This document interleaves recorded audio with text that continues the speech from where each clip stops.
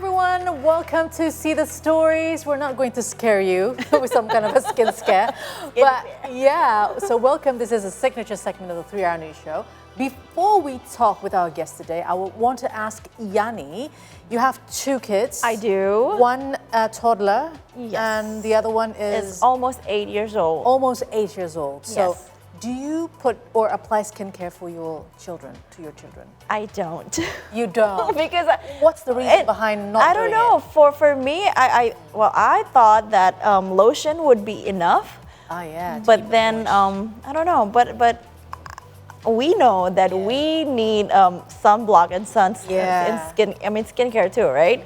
So sunblock, I don't know, but this is why I'm here. I want to know, am I doing it right? Am I doing it wrong? Hyaluronic or a peptide or anything else, but skincare for sunblock at least, maybe they need. And I know that your daughter loves to go outdoors, right? She does. Yeah.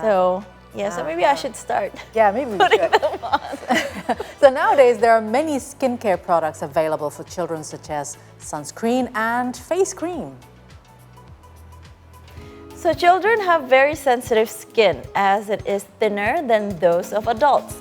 Their immune system are still developing, so their skin is not as resilient against various irritants. However, a number of brands these days are releasing skincare products for children, claiming that it can make their skin healthier.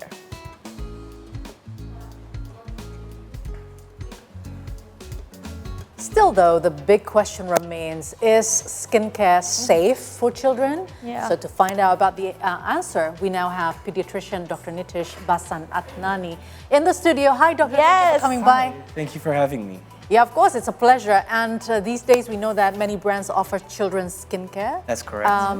Such as sunscreen and face cream. So what can you say about products for skincare for children? Okay, so if you're talking about basic skin care or taking care of the health of a child's skin, there's 3 main principles. Okay. So we talk about gentle cleansing. In this case, we talk about soap and shampoo as needed. Yep. And second one is moisturizer, and third one is sunscreen.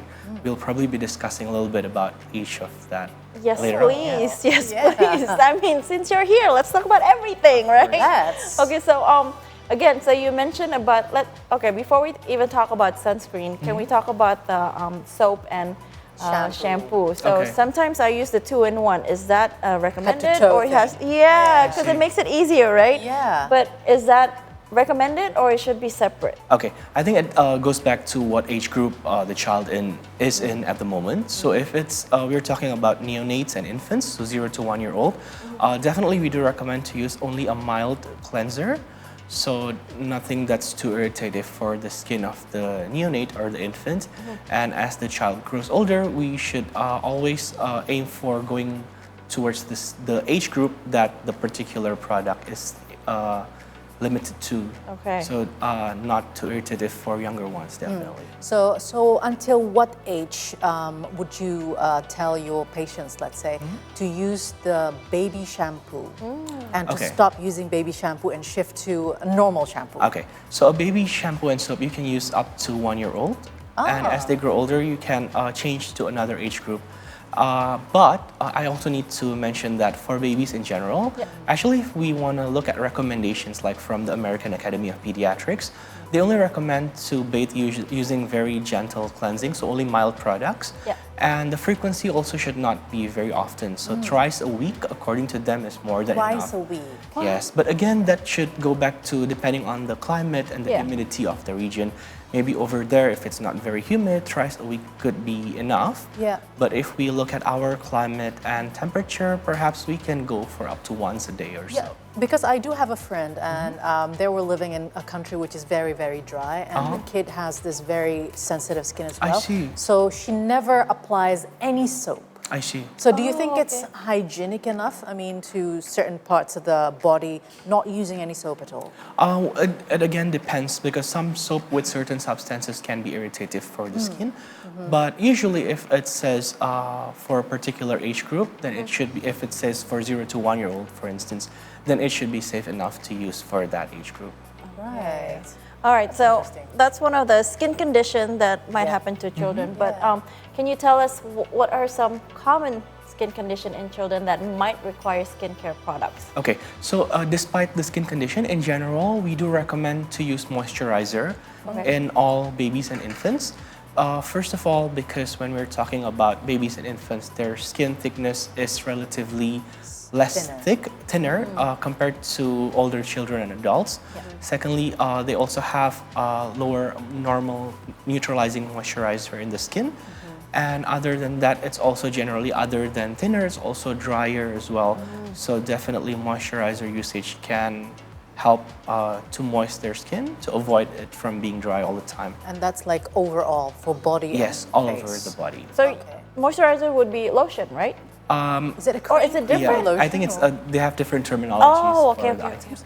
So moisturizer is the one that contains emollient, so substances that makes the skin moist. Moist. Yeah. Okay. Okay, I yeah. have to look into that. Yeah, that's right. So is there any ingredient that we need to look out for? I mean, we need to be careful when applying certain skincare too. Yeah, definitely. So there are certain ingredients that we should try as much as possible to not use. For example, there's propylene glycol, which is used as a skin conditioning, but it can lead to skin irritation. There's also other substances such as, if you probably heard of it because it's all over the news recently, it's called SLS, sodium lauryl sulfate, and SLES, sodium lauryl sulfate. So those two are also leading to, other than skin conditions, skin irritation. It can also lead to eye and respiratory problems as well. So as much as possible, if you're selecting moisturizers, try to select those that do not contain SLS and SLES. But you would say that moisturizer, if we apply moisturizer regularly to our kids, it will help prevent skin diseases that are out there? That's correct. Actually, there's some studies, some research that claims that using moisturizer daily can help reduce the occurrence of eczema or prevent eczema in the first place. Oh, okay. So we do recommend it to be used since early on. Okay. Well, in certain conditions, let's say kids who are, already exceeds 10 years old, but they have very sensitive skin, and some doctors actually recommend them to always use the baby shampoo and as well as a soap. So is it the best way to do so? I think it would go back to the type of condition that the particular child is having. If it is dry skin, that we will definitely use certain type of shampoo or soap for the child, and definitely also recommend certain type of moisturizers that they can use as well. Right. Yeah. All right, so now let's talk about sunscreen. Yeah, there we go. Sun protection for children. Now, I'm pretty sure you heard us talking that I don't apply for my now. children. For now. Yeah. But so can you tell us what are the best type of protection for a children's skin? Okay. And when should we? Yes. Okay. So actually, sunscreen use is for 0 to 6 months old. We don't recommend it, so it's not recommended. So in case 0 to 6 month old has to do outdoor activities, we definitely do not recommend direct sunlight exposure. Some shades will be yeah, recommended. definitely for those age group, we recommend either hats, or if you're using like a stroller, the one with the sunshade. Also, like being under the shade is good as well. So previously, if you hear that a lot of newborn, they should be bathed in the sun, we don't recommend that any longer. So probably because of the UV radiations that's harmful for the skin. However, for those 6 months and above, if they're going to do outdoor activities, or if they're going out in the sun, we do recommend to use a sunscreen, 15 to 30 sun protection factor. You can apply that usually 15 to 30 minutes before going out, and then reapply it every 2 hours and all over the body, particularly in the areas that get exposed to the sun. So for example, in the face, in the back of the neck, and parts of the hand and the legs that's exposed to the sun as well. Okay. Some parents actually use skincare products, or maybe sunscreen to the kids. But what about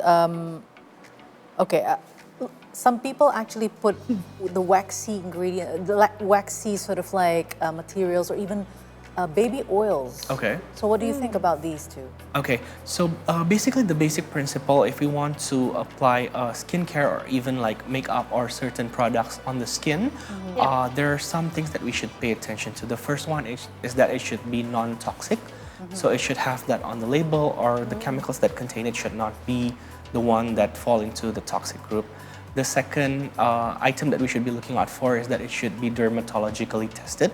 So perhaps a dermatologist would be more capable of explaining the types of things that they do regarding the testing, but that statement would help ensure that the product is safe enough to be used for children. Yeah. Thirdly, it should be hypoallergenic. So we should make sure that it's not a chemical that can trigger skin rashes or skin irritation in the child. Other than that, we should also want it to be water-based as much as possible, so not oil-based, and chemical-free as much as possible, so not the ones that contain irritative chemicals as well. I wanted to ask about shampoo as well. I mean, kids, they tend to sweat. I see. So do you think it needs to be, they have to shampoo their hair on a daily basis? Or Yes. And twice a day. Twice a day? So or just once a day? for those who are having excessive sweating, or if they're in a humid environment, then generally having more frequent showers is recommended. And of course, washing their hair more frequently is also recommended. But if we're talking about areas that's not too humid, or if they're not having much activities, then perhaps they wouldn't have to do it as frequently as that. Yeah. And I have a personal question. So my daughter, Sure. sometimes she uses my shampoo, which is for adults, right? So she's almost 8. So is that okay, or till what age does she have to use shampoo for kids? Okay, so actually there's no specific age. So after a certain age group, they are allowed to use the ones that's for adults. Okay. But if she's 8, I would say still use child shampoo. As Okay. Oh no. All right. I gotta go back and. Alula, you're grown too fast. Yeah, I have to hide my shampoo now. Okay, is there any specific products that you would recommend for babies? Okay, I would probably not mention any brand, Brands, yeah, yeah. but for babies in general, we would recommend to use definitely moisturizer on the skin twice daily. You can apply it thickly all over the skin.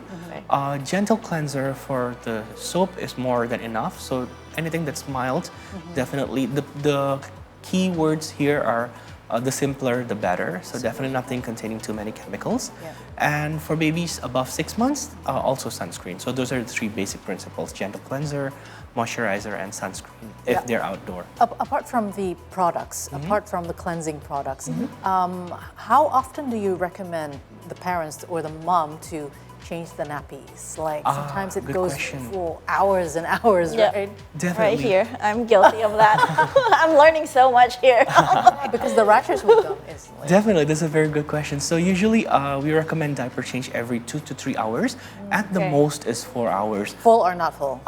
If it's full, then definitely immediate changing is required, because having a wet nappy is definitely increasing the risk of skin irritation. Yeah. Skin irritation happens more commonly in the areas that are in the skin folds, so usually in the thigh, in the underarms, in the neck. So those areas where there's possibility of having friction between skin, they're more sensitive to having rashes and redness and so on. And when you say moisturizer, it would be all over the body and face as well? Or? Yes. Body and face. You're like laughing at me. Yeah. I'm like, Yani. I've been asking personal questions as well, even though my kids are older than yours, but yeah. Okay, so Dr. Nitish Basant Adnani will still be with us in the 3 Hour News Show. Don't go anywhere, we'll continue the discussion after the break.